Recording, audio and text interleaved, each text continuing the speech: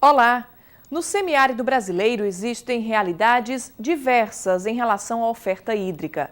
Na região, há grandes barragens que armazenam água durante todo o ano, garantindo o abastecimento da população e possibilitando o desenvolvimento de atividades produtivas. Mas existem algumas regiões que precisam de outras alternativas para aproveitar o potencial de mananciais e propiciar acesso da população à água onde ela é mais escassa. No estado do Pernambuco, por exemplo, uma forma encontrada para garantir abastecimento é a construção de adutoras. As obras permitem que a água localizada em determinados pontos do estado se movimente e chegue à população mais necessitada. Com a oferta hídrica, muitos municípios alcançaram o sonhado progresso. A realidade que transformou municípios é um dos assuntos do programa Conhecer de hoje. Sofrimento no passado. População do Agreste de Pernambuco dá adeus ao racionamento, graças a obras que fizeram a água se movimentar e gerar desenvolvimento. Sem carros-pipa. A adutora do Jucazinho garante abastecimento de 800 mil pessoas. Só em Caruaru, o sistema triplicou a oferta de água. Berço cultural. O semiárido sofrido pela seca é também efervescência cultural incessante. Protagonistas da economia. Toritama das fábricas, Caruaru da Feira Gigante estão no caminho das águas de Jucazinho e são polos de desenvolvimento regional. Risco iminente. Departamento Nacional de Combate à Desertificação vai destinar a maior parte das verbas ao Nordeste para controlar o fenômeno. O programa Conhecer está no ar. Especialistas e representantes de entidades ligadas ao meio ambiente em todo o mundo estão preocupados com um fenômeno que ameaça a qualidade da vida na Terra. A desertificação não deve ser vista simplesmente como um processo natural. Ela é intensificada principalmente pela ação do homem em atividades como a exploração errada dos recursos hídricos, o desmatamento, a agricultura intensiva, os incêndios, o crescimento acelerado da construção de imóveis. No Brasil, a região semiárida está sob ameaça constante de ver algumas localidades virarem deserto. Para atuar no aumento da proteção das áreas mais atingidas no país, o Ministério do Meio Ambiente criou o Departamento Nacional de Combate à Desertificação. O departamento vai destinar cerca de 70% dos recursos para a região Nordeste e atuar em parceria com outros órgãos ligados ao desenvolvimento do semiárido, como o DENOX. A desertificação já atinge 15% do estado do Ceará. As áreas mais afetadas estão no norte, no Sertão Central e na região dos Inhamuns. A situação se agrava devido ao descaso das autoridades com a preservação dos recursos naturais do Nordeste. O ministro do Meio Ambiente, Carlos Mink, reconhece que o problema é preocupante. Segundo ele, apenas 1% da caatinga nordestina tem proteção ambiental integral. Apenas 7% da caatinga estão em áreas estaduais ou federais protegidas, mas apenas 1% em proteção integral. Os outros 6%, áreas de uso sustentado, a maioria não delimitada, sem sede. Então a caatinga está pouco protegida. E o semiárido está avançando para uma situação de aridez e desertificação. Para frear esta destruição em algumas regiões do Nordeste, o Ministério do Meio Ambiente criou o Departamento Nacional de Combate à Desertificação. Vão ser desenvolvidas ações para aumentar a área de proteção e estabelecidas regras para o desenvolvimento do Nordeste sem afetar a vegetação. O departamento vai complementar ações já realizadas por outros órgãos ligados ao desenvolvimento do semiárido, como o Departamento Nacional de Obras contra as Secas. O Departamento de Combate à Desertificação vai agir na área ambiental. Para o Ceará, o ministro Carlos Mink prometeu 80 milhões de reais para combater a desertificação. O novo departamento deve trabalhar com um orçamento de 300 milhões de reais. 70% dos recursos vem para o Nordeste. Vai trabalhar dentro do Ministério integrado com recursos hídricos, com a ANA, com medidas especiais, por exemplo, de manejo, de ampliação das unidades de conservação da Caatinga, de defesa da Caatinga, e com outros órgãos governamentais, como Integração, DENOX, etc., reforçando, dentro do plano de mudanças climáticas, né, a luta pela preservação da Caatinga, do semiárido, dos recursos hídricos e contra a desertificação. Veja daqui a pouco, berço cultural. O semiárido sofrido pela seca é também efervescência de cultura incessante. População do agreste de Pernambuco dá adeus aos carros-pipa, graças a obras que fizeram a água se movimentar e gerar desenvolvimento. A adutora do Jucazinho garante abastecimento de 800 mil pessoas. Só em Caruaru, o sistema triplicou a oferta de água. A interligação do Rio São Francisco às bacias do Nordeste Setentrional, o mais importante projeto de infraestrutura hídrica do governo federal, está avançando. O Batalhão de Engenharia do Exército já executou quase 25% do canal de aproximação de 2 quilômetros e 32% da barragem de Tucutu. No mês de dezembro, foram liberados para a obra quase 49 milhões de reais pelo Ministério da Integração Nacional. Para a construção do canal de aproximação e da barragem de Areias, foram destinados 36 milhões e 900 mil reais. E 12 milhões de reais serão aplicados na construção do canal de aproximação e da barragem de Tucutu, incluído no eixo norte do projeto São Francisco. A integração de bacias prevê a construção de 2 canais, norte e leste, que vão levar água para os estados do Rio Grande do Norte, Paraíba, Pernambuco e Ceará. Os recursos para a obra até 2010 estão garantidos no Plano de Aceleração do Crescimento.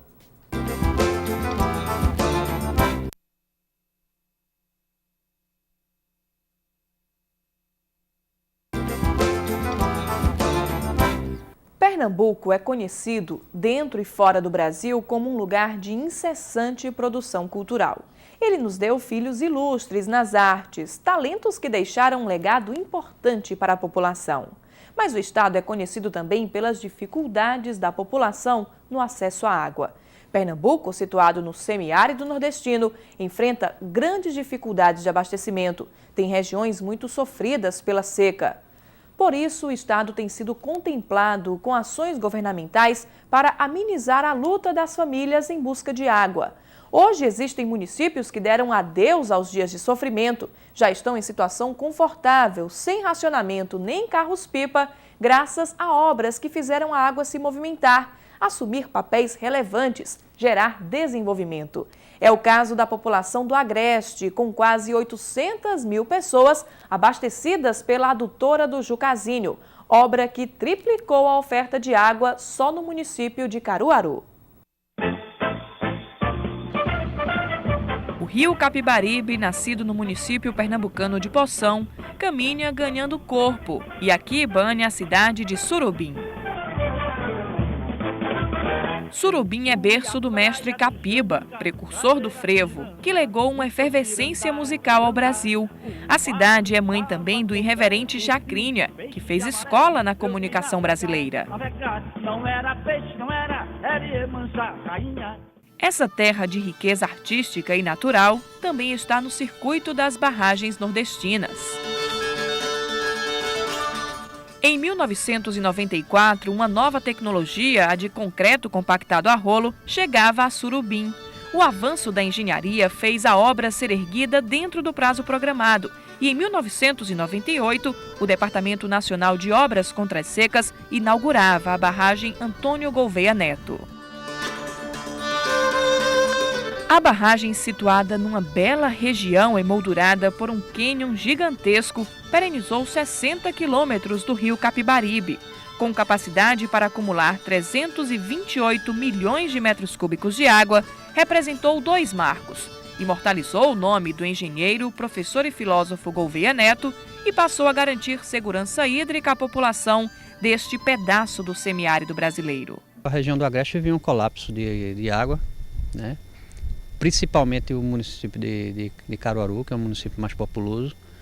E a partir do sistema Jucazinho, o município conseguiu viver hoje em tranquilidade, né? Saindo de um regime de racionamento severo e proporcionou a indução do desenvolvimento, né? econômico e urbano dessas regiões. A tecnologia permite um aproveitamento melhor da qualidade da água do reservatório. O sistema de captação flutuante tem capacidade para puxar 3.000 litros por segundo. Essa captação flutuante nós tivemos que instalar porque a água lá do final, essa barragem ela é muito profunda. Nós estamos atualmente com 61 metros de coluna d'água, ou seja, do rio, do leito do rio até a superfície. A recomendação da Organização Mundial de Saúde, das normas hoje, é que se tire a água, as águas sejam captadas mais próximo da superfície. Então nós instalamos essa captação e nós estamos captando a 3 metros do espelho d'água. Ou seja, essa água que leva a insolação, né, que o sol recebe o sol, ela é uma água, primeiro que ela já não tem mais turbidez, a matéria orgânica ela foi decantada. E é uma água mais limpa e mais adequada para o consumo humano. Além do abastecimento da população, a barragem propicia piscicultura, irrigação, integra um sistema de contenção de enchentes da região metropolitana do Recife e, desde o início desta década, entrou no caminho das adutoras de Pernambuco. O açude é a fonte que alimenta a adutora do Jucazinho, um complexo sistema que começou a operar em 2001 e foi totalmente concluído em julho de 2008. A adutora é responsável pelo abastecimento de 16 cidades e 43 distritos e povoados. No pé da barragem fica a primeira estação elevatória do complexo adutor. Nós temos aqui saindo 2 linhas, um ramal norte que já sai com água tratada, desde a barragem do Casinho, e o ramal sul, que tem o seu tratamento, sai com água bruta e tem o seu tratamento ao longo desses municípios, principalmente em Caruaru, né? A partir de Surubim, a água do sistema adutor do Jucazinho caminha por 270 quilômetros de tubulações e abastece 760 mil habitantes de cidades situadas em diferentes eixos do complexo, como Cumaru, Bezerros, Gravatá, Riacho das Almas.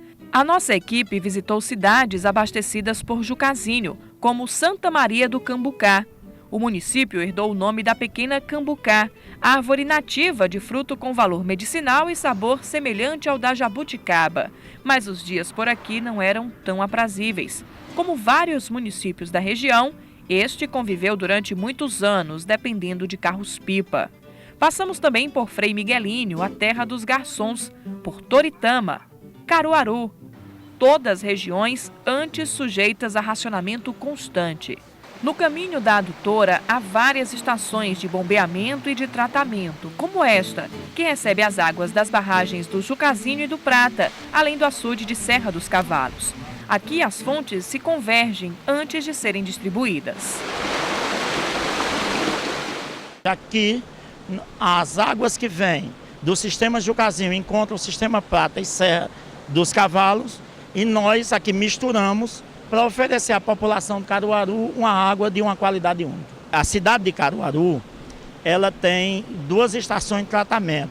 Essa estação, que é a Estação de Tratamento Petrópolis, e nós temos uma segunda estação, chamada Estação de Tratamento Salgado, certo? Nessa aqui, Caruaru hoje consome um volume da ordem de 1.000 litros, então, por segundo. Então, 500 litros, 400 litros estão sendo tratados na ETA Salgado e 600 litros na ETA Petrópolis. Depois da implantação do sistema de Jucazinho, poucos municípios viram uma revolução no desenvolvimento econômico quanto Caruaru e Toritama. Toritama é o grande polo fabricante de confecções de Pernambuco, com 100 milhões de peças de vestuário por ano. Basta chegar ao município para perceber sua vocação de centro produtivo. Outro lugar que consolidou o desenvolvimento econômico reforçado pela água garantida pela adutora foi Caruaru. O município, de quase 254 mil habitantes, é o mais populoso e o maior do interior de Pernambuco, considerado a capital do Agreste. Em Caruaru, tudo é superlativo. O município registrou no Guinness Book o maior São João do mundo. Os festejos juninos se estendem por um mês e chegam a receber 180 mil pessoas por dia.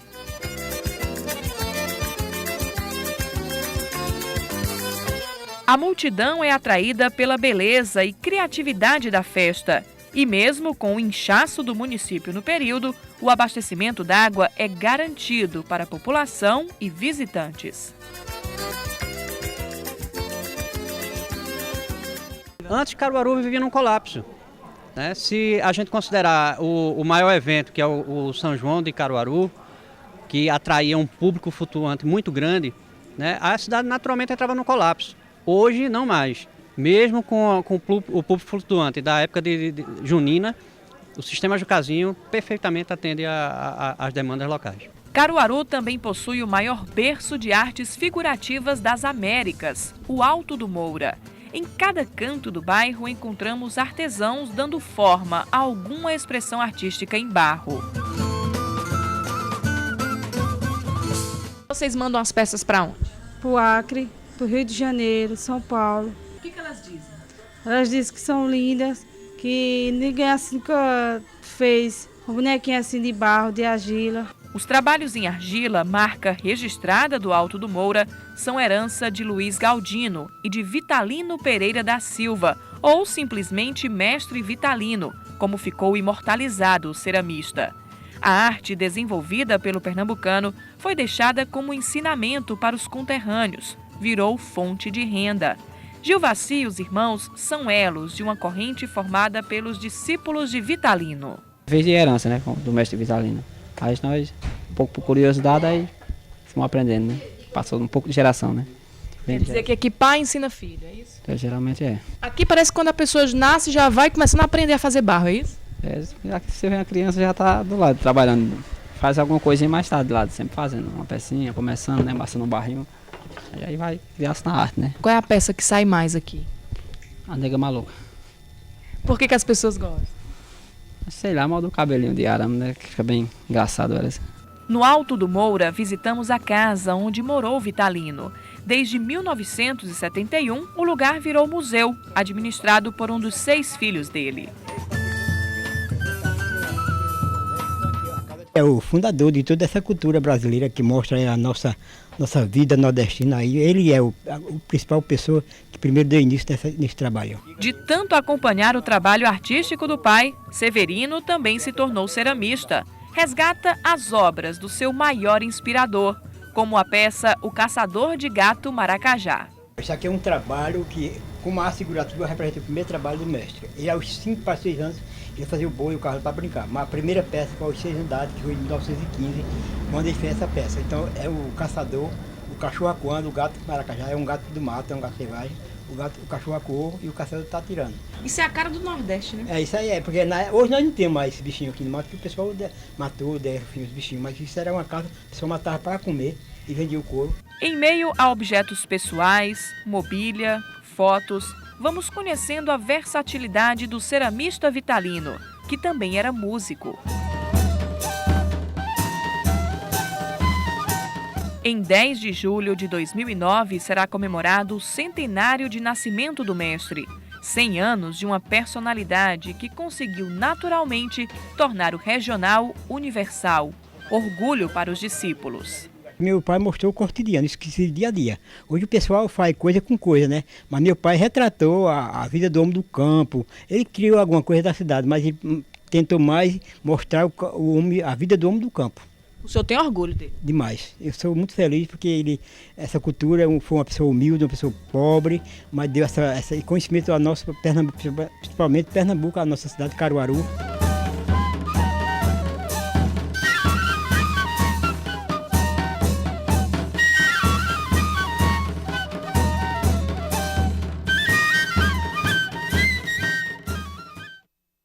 Daqui a pouco, no programa Conhecer, protagonistas da economia. Com água garantida, municípios que estão no caminho do sistema adutor de Jucazinho são polos de desenvolvimento regional.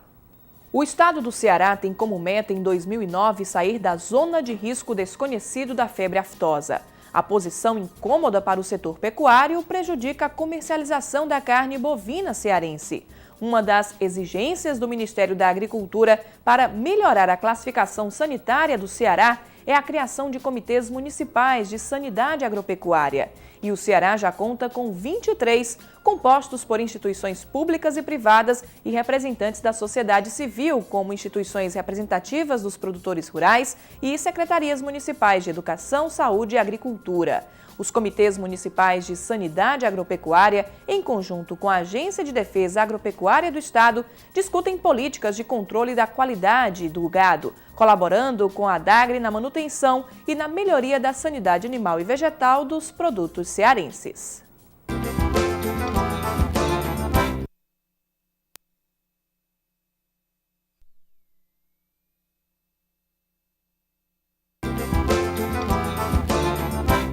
A água é indutora do desenvolvimento. Sem ela não se faz nada, não se chega ao progresso. O agreste pernambucano é a grande prova disso. A região vivia em racionamento constante. A população dependia de carros-pipa. O abastecimento era irregular. Hoje, com a oferta hídrica triplicada pela adutora do Jucazinho, que fez a água ser distribuída pelos municípios, o agreste é polo de desenvolvimento. Os grandes protagonistas são Toritama e Caruaru.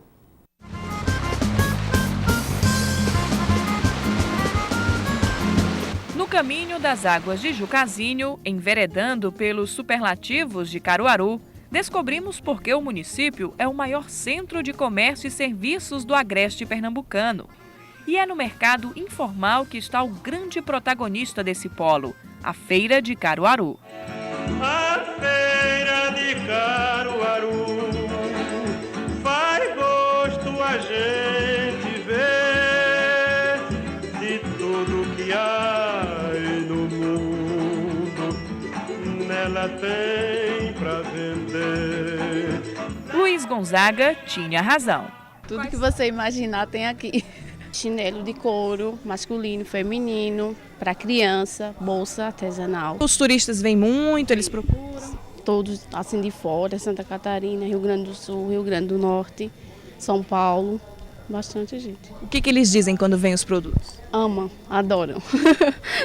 Tudo que você procurar aqui tem. Artesanato, roupas, calçados. Aqui tem de tudo mesmo, tudo regional. Objetos em palha, couro, coco, coisas do sertão. Fragmentos de um modo de vida singular, levado pelos homens e mulheres que são, antes de tudo, fortes, como escreveu Euclides da Cunha. Praticamente é tudo fabricado aqui mesmo, né, em Caruaru. E nós, poucas coisas que vêm de fora. O lúdico popular também está aqui. A rimada colcha de retalhos com o vernáculo também. Na Feira de Caruaru tem até cordelista personagem de jornal estrangeiro. A mistura do concreto com o abstrato dá identidade ao município e torna este lugar fundamental no desenvolvimento regional. Caruaru sem a feira seria como? Eu acho que não era nada. A força de Caruaru é a feira. A Feira de Caruaru é o coração pulsante do município, um protagonista secular da história do agreste pernambucano e divulgador da efervescente manifestação cultural nordestina. Mas a feira é muito mais do que os nossos olhos conseguem ver. A importância histórica e social a tornou patrimônio cultural e material brasileiro.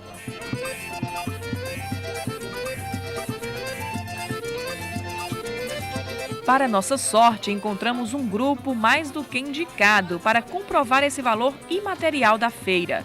A professora Adriane Hortêncio, da Universidade de Fortaleza, ministra a disciplina de Patrimônio Cultural no curso de Turismo e Hotelaria da Unifor e trouxe os alunos para conhecerem o famoso centro de compras. A professora vê neste lugar um importante complexo social. Aqui você vai encontrar de tudo um pouco, né? As pessoas conversando, a música tocando lá, o artesanato e as diversas manifestações que ocorrem, basta no seu olhar você encontra diversas manifestações culturais dentro dessa feira.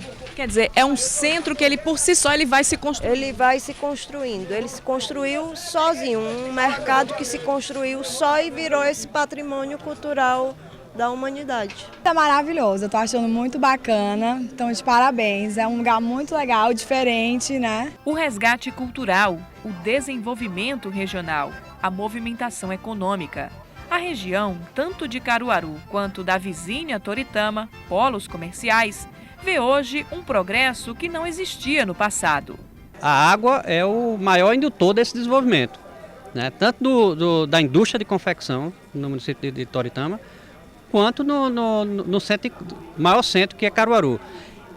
Temos que entender também que não é só a importância para o desenvolvimento econômico, mas para o desenvolvimento urbano, porque naturalmente essas duas cidades elas atraíram e cresceram populacionalmente. Então o sistema Jucazinho ele é o grande responsável por dar essa infraestrutura de água para esse crescimento. Os maiores beneficiados pela adutora do Jucazinho confirmam essa guinada econômica e social. A população dos municípios abastecidos, que antes viviam em racionamento, dependendo de carros-pipa, hoje tem riqueza ao alcance das mãos. Banho de chuveiro, água na torneira, isso tudo era muito distante. Hoje, a água sempre está chegando. Antes não tinha água quase não. Era muito ruim aqui por água e a gente ficava carregando de uma cisterna para outra. Muito ruim mesmo. E agora? Agora está ótimo, né? Agora está muito bom. Tá bom. Depois que nessa água de Jucazinho chegou, tá bom demais. A gente continua com as cisternas tudo cheia e a gente não estamos sofrendo não, graças a Deus. Quer dizer que o passado de sofrimento passou? Passou.